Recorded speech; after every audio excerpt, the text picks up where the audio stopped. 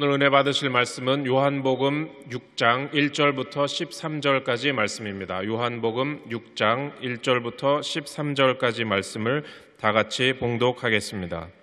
그 후에 예수께서 디베랴의 갈릴리 바다 건너편으로 가시매 큰 무리가 따르니 이는 병자들에게 행하시는 표적을 보았음이로라.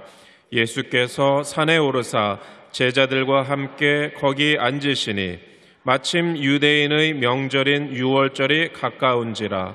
예수께서 눈을 들어 큰 무리가 자기에게로 오는 것을 보시고 빌립에게 이르시되 우리가 어디서 떡을 사서 이 사람들을 먹이겠느냐 하시니 이렇게 말씀하심은 친히 어떻게 하실지를 아시고 빌립을 시험하고자 하심이라. 빌립이 대답하되 각 사람으로 조금씩 받게 할지라도 200데나리온의 떡이 부족하리이다. 제자 중 하나 곧 시몬 베드로의 형제 안드레가 예수께 여짜오되 여기 한 아이가 있어 보리떡 5개와 물고기 2마리를 가지고 있나이다. 그러나 그것이 이 많은 사람에게 얼마나 되겠사옵나이까. 예수께서 이르시되 이 사람들로 앉게 하라 하시니 그곳에 잔디가 많은지라. 사람들이 앉으니 수가 5,000명쯤 되더라. 예수께서 떡을 가져 축사하신 후에 앉아있는 자들에게 나눠주시고 물고기도 그렇게 그들의 원대로 주시니라. 그들이 배부른 후에 예수께서 제자들에게 이르시되 남은 조각을 거두고 버리는 것이 없게 하라 하심으로 이에 거두니 보리떡 5개로 먹고 남은 조각이 12바구니에 찼더라. 아멘. 예수님께서 이 땅에서 사역하시는 동안 많은 사람이 예수님을 따라 다녔습니다. 오늘 읽은 성경을 보면 예수님이 행하시는 표적을 보고 큰 무리가 따랐는데 그 수가 약 5,000명이나 되었다는 것입니다. 예수님께서는 자신이 따르던 무리들이 배움을 보시고 그들이 불쌍히 여기사 그들에게 먹을 것을 주고자 하였습니다. 2000년 전 우리에게 오신 예수님은 배고픈 자를 먹이고 헐벗은 자를 입히시는 분이십니다. 우리의 먹고 사는 문제를 외면하지 않으시고 우리의 필요를 채우신 분이 예수님이십니다. 예수님께서 말씀하시기를 오늘 있다가 내일 아웅이에 던져지는 덜불도 이와 같이 비치거든. 하물며 너희 일가보냐 믿음이 적은 자들아. 그러므로 염려하여 이르기를 무엇을 먹을까 무엇을 마실까 무엇을 입을까 하지 말라. 이는 다 이방인들이 구하는 것이요 너희 하늘 아버지께서 이 모든 것이 너희에게 있어야 할 줄을 아시느니라. 그러므로 인생이 어떤 문제에 부딪히든 예수님께 나아가면 예수님께서 문제를 해결해 주시는 것입니다. 예수님께서는 구하라 그리하면 너희에게 주실 것이요 찾으라 그리하면 찾아낼 것이요 무릎을 두드리라 그리하면 너희에게 열릴 것이니 구하는 이마다 받을 것이요 찾는 이가 찾아내실 것이요 두드리는 이에게 열릴 것이니 라고 말씀하셨습니다.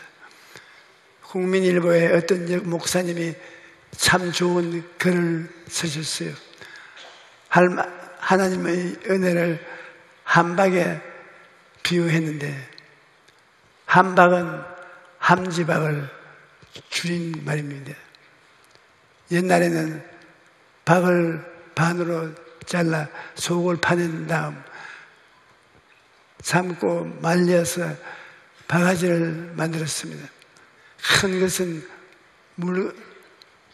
물그릇을 가지고 쓰고 중간은 쌀바가지로 쓰고 작은 그 장독에서 간장을 뜨는 데 쓰고 장비가 많지 않은 시골에 주요한 것인데, 그런데 아주 큰 바가지는 통나무를 가져다가 속을 파내어서 만들었는데 이것은 함박 또는 함지박이라고 불렀습니다. 함박은 음식을 담아 두거나 떡을 반죽할 때 사용하고 가축의 먹이를 담아준 구유로도 사용했습니다. 함박은 아주 큰 바가지 때문에 함박꽃, 함박옷처럼 넉넉하고 풍성한 것을 가릴 때 함박이라는 말을 사용하는 것입니다. 그런데 하나님께서 우리에게 은혜를 주실 때 이렇게 함박을 은혜를 주신 것입니다. 조그마한 바가지가 아니라 큼지막한 함박으로 퍼서 주시는 것입니다. 우리에게 은혜를 주시되 풍성한 은혜를 주시는 것입니다. 하나님께서 우리에게 주신 가장 큰 은혜는 바로 예수님을 보내주신 것입니다. 마르틴 루터는 예수 그리스도께서 인간의 몸을 입고 이 땅에 오신 것은 하나님의 사랑의 극치이다 라고 말했습니다. 온 인류가 죄로 말미암아 절대 절망 가운데 처해 있을 때 하나님께서 그 아들 우리의 구주로 보내주신 것입니다. 자기를 따르는 무리들에게 떡 먹기를 원하셨던 예수님은 빌립이라는 제자를 불러서 이렇게 물으셨습니다. 우리가 어디서 떡을 사서 이 사람들을 먹이겠느냐? 그러자 빌립이 대답하기를 각 사람으로 조금씩 먹게 할지라도 200데나리온의 떡이 부족하리이다. 빌립은 꿈도 없고 믿음도 없이 3차원적으로만 생각했던 것입니다. 3차원적으로 생각하면 부족하다는 대답은 너무나 당연한 것입니다. 광야에 먹을 것이라고는 아무것도 없는데 어떻게 그 수많은 사람들을 먹일 수 있겠습니까? 상식적으로 생각할 때 절대 불가능한 일인 것입니다. 오늘날 우리 중에도 빌립과 같은 사람이 많습니다. 자기의 이성과 경험으로 계산기를 두드려 본 다음 할 수 없다, 절대 불가능하다 결론을 내리는 것입니다. 3차원적으로 생각하면 하나님의 기적을 체험할 수 없습니다. 야고보는 1장 6절 7절에 오직 믿음으로 구하고 조금도 의심하지 말라. 의심하는 자는 마치 바람에 밀려 요동한 바다 물결 같으니 이런 사람은 무엇이든지 주께 얻기를 생각하지 말라라고 말씀했습니다. 우리가 하나님을 믿지 못하면 어떠한 기적도 체험할 수 없는 것입니다. 그러면 안드레는 제자가 한 아이가 가지고 있던 보리떡 5개와 물고기 2마리를 가지고 예수님께 와서 그러나 이것이 이 많은 사람에게 얼마나 되겠습니까? 하고 말하고 나왔습니다. 3차원적으로 생각하면 안드레의 말도 당연한 것입니다. 보리떡 5개와 물고기 2마리로 어떻게 수천 명을 먹일 수가 있겠습니까? 그렇기 때문에 안드레도 사실상 해결 가능성이 없다고 생각하고 포기한 것입니다. 안드레는 자기 나름대로 방법을 찾았지만 여전히 3차원적인 해결 방법을 찾고 있었던 것입니다. 하지만 예수님께서는 4차원적으로 창조적 명령을 행하셨습니다. 예수님은 이 사람들을 또 앉게 하라 하고 말씀하시고 떡을 가져 축사하신 후에 그들에게 원하는 대로 나누어 주셨습니다. 예수님은 꿈과 믿음을 가지고 창조적 역사를 베푸셔서 모두가 다 배불리 먹고 12바구니가 남게 하셨던 것입니다. 예수님은 4차원의 근본이시니 예수님이 말 한마디면 다 해결되는 것입니다. 여러분, 문제 해결은 예수님께 있습니다. 지난 주일 사부 예배 신유 기도 시간에 치료를 받으신 분이 간증을 울렸어요. 이분은 여러 가지 사정이 있어서 7년 동안 부인병을 안고 살아왔는데 작년에 병원을 찾아가서 검사를 했습니다. 검사 결과 의사는 수술을 해야 한다고만 했습니다. 그런데 수술을 받을 여건이 되지 않아서 계속 고통을 참고 살았는데 그러다 보니 마음까지 비참해졌던 것입니다. 그러다가 지난주 주일에 예배 신유 기도 시간에 주님 너무 고생스러워서 더 이상 이대로 못 지낼 것 같습니다.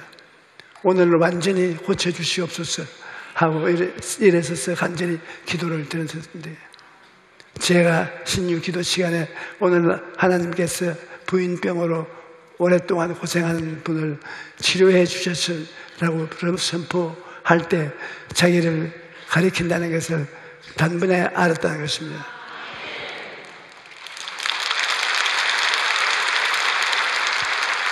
그래서 두 손을 높이 들고 아멘 아멘 저요 저요 할렐루야 손을 흔들고 나서 자리에서 일어나서 계속 같이 기도하였는데 성령의 불이 임하면서 병이 깨끗이 고침을 받는 것입니다.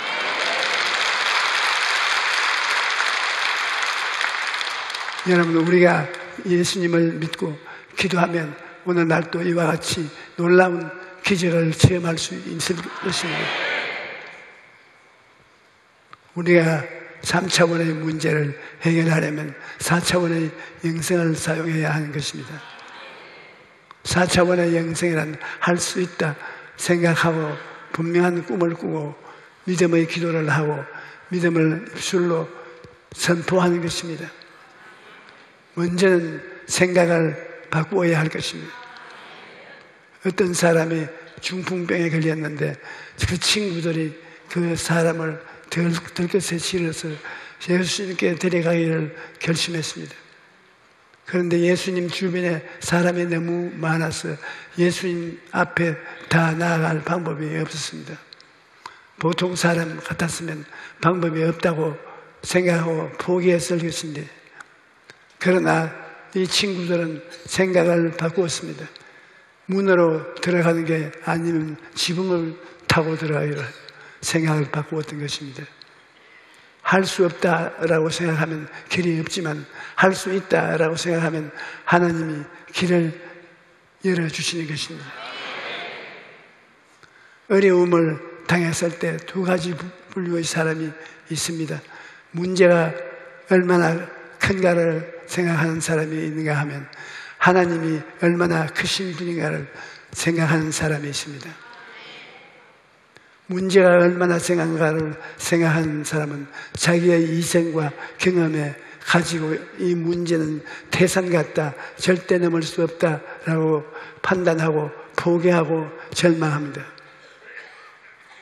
그러나 하나님이 얼마나 크신 분인가를 생각하는 사람은 하나님의 말씀을 믿고 담대히 앞으로 나아갈 것입니다. 우리는 어떤 상황에서도 하나님을 바라보고 할 수 있다, 하면 된다, 해보자라고 생각해야 하는 것입니다. 둘째, 생각이 바뀌면 꿈을 가지게 됩니다. 가정이든 회사든 나라든 서로 생각이 맞아야 함께 일할 수 있습니다. 하나님의 나라도 마찬가지입니다. 하나님께서 우리를 통해 일하실 때 먼저 우리 안에 꿈과 소원을 주시는 것입니다. 빌립보서 2장 14절에 너희 안에 행하시는 이는 하나님이시니 자기의 기쁘신 뜻을 위하여 너희에게 소원을 두고 행하게 하시나니라고 말씀하십니다. 우리가 간절한 꿈을 꾸고 나갈 때 성령께서 역사하셔서 그 꿈을 이루어 주시는 것입니다. 그 다음 꿈을 품고 기도하면 믿음이 생깁니다. 어떤 회당장이 예수님을 찾아와서 딸이 죽어가고 있으니 살려달라고 했습니다. 그래서 예수님을 모시고 집으로 가고 있는데 가는 도중에 그만 딸이 죽었을 것이라고 비관적으로 생각했습니다. 사람들은 너무 늦었다 생각했습니다. 하지만 예수님께서는 이렇게 말씀하셨습니다. 두려워하지 말고 믿기만 하라. 믿음은 3차원을 뛰어넘는 것입니다.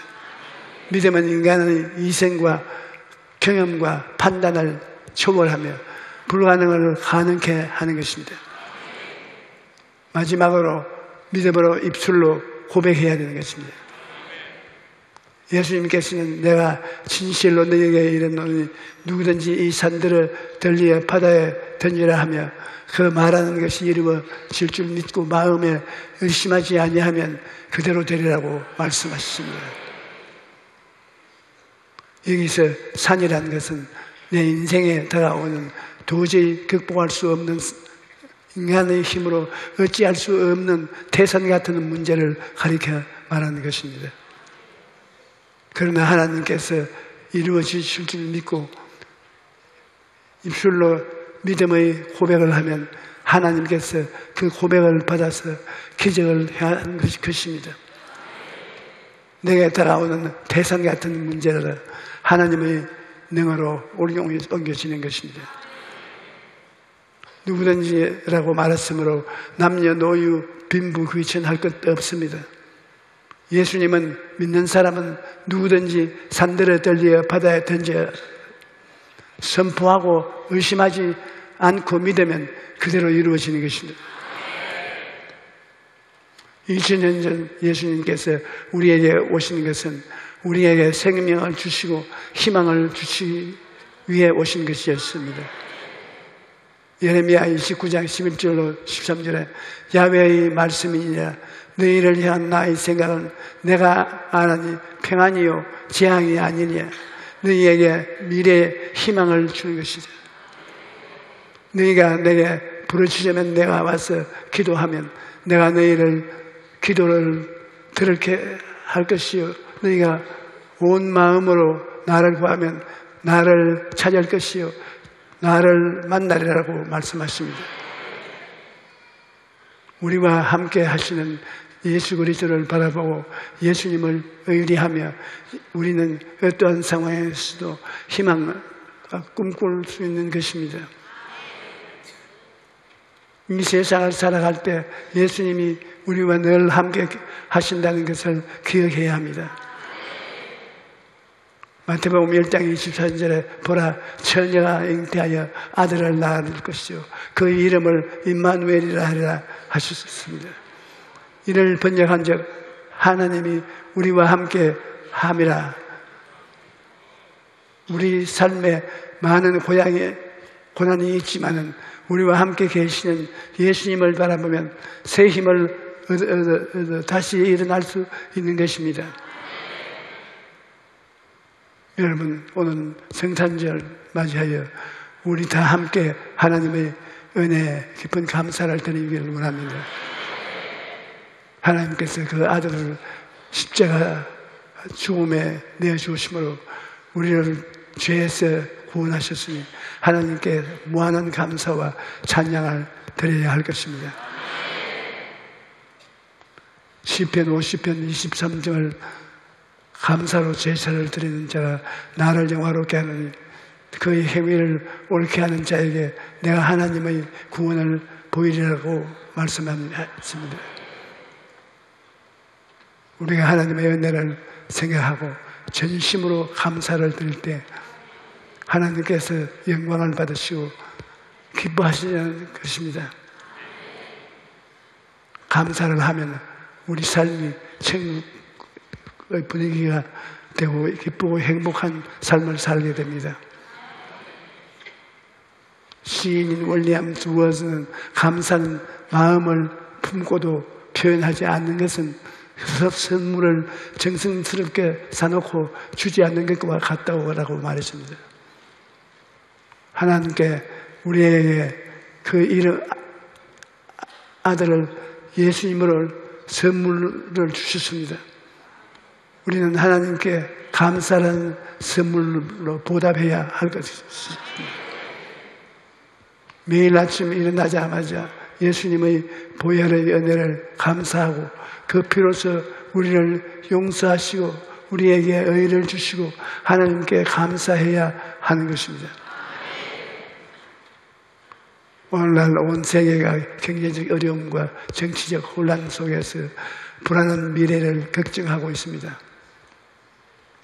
그러나 우리는 예수님이 함께 하심으로 낙심하거나 절망할 필요가 없습니다. 2000년 전 이 땅에 희망을 주기 위해 오신 예수님은 오늘날에도 우리에게 희망이 되시는 것입니다. 오늘 예배에 참석하신 여러분 모두에게 성탄의 기쁨이 가득할 축원합니다. 할렐루야.